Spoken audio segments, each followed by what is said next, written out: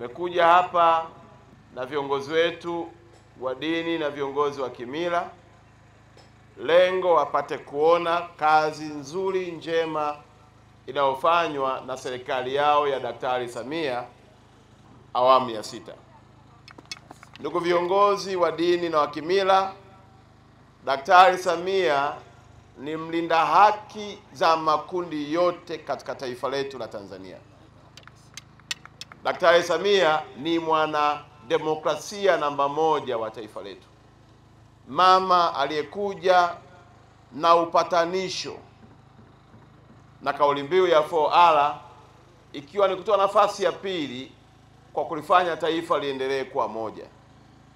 Daktari Samia ni mama anayetetea na kupigania haki ya kila mtu, na haya maneno yanachagizwa na kudhihirishwa na ujenzi wa mahakama ya haki ya Afrika inayojengwa katika mkoa wetu wa Arusha kwa gharama ya bilioni 62, zikiwa si fedha za mfadhili, zikiwa fedha za Watanzania, za serikali ya Daktari Samia anayepigania na kutetea haki.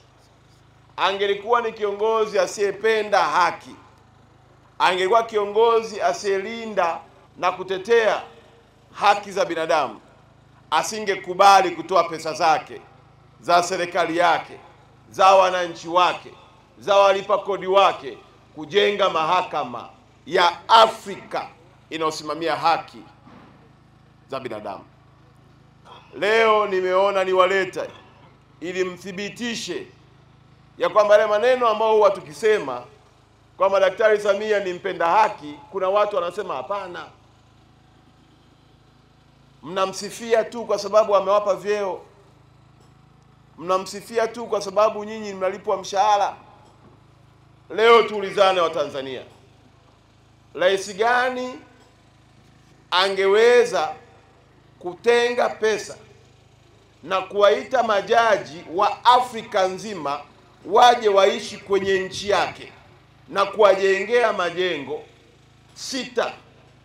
Na hapa ndani nimeambiwa jengo hili kuu la mahakama ya haki, lakini kuna hospitali, kuna jengo la mikutano, kuna sehemu ya watoto, kuna sehemu ya kukarabati magari, na huu ni mradi ni awamu ya kwanza wenye eneo la takriban heka 16.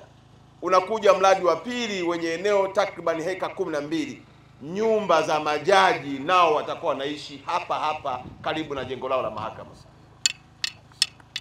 Asingefanya hivyo. Na hata wale wanaosema tunataka tume, tunataka watu wa nje watuangalie, Daktari Samia anawajibu kwa vitendo. Sasa anajenga mahakama ya haki ya Afrika, na hao majaji wote wa Afrika nzima watakaokuwa wanateuliwa kwa standardi za kimataifa watakuja, watakaa hapa na watalinda haki si tu za Watanzania, za wana-Afrika wote. Niwaombe wananchi kupitia viongozi wetu wa dini na viongozi wetu wa kimila, tumuunge mkono rais wetu, tumuombe. Kazi ya uongozi si lele mama. Shehe wangu hapa ameelezea habari ya usalama tulionao ni kutokana na simba jike anaitwa Samia.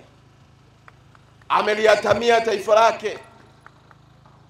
Hayo mataifa mengine tunayashuhudia yanayoendelea, lakini yeye halali usiku na mchana kuhakikisha kwamba Tanzania inabaki salama. Na kama unafikiri ni jambo dogo, jipime kuanzia kwenye ngazi yako ya familia.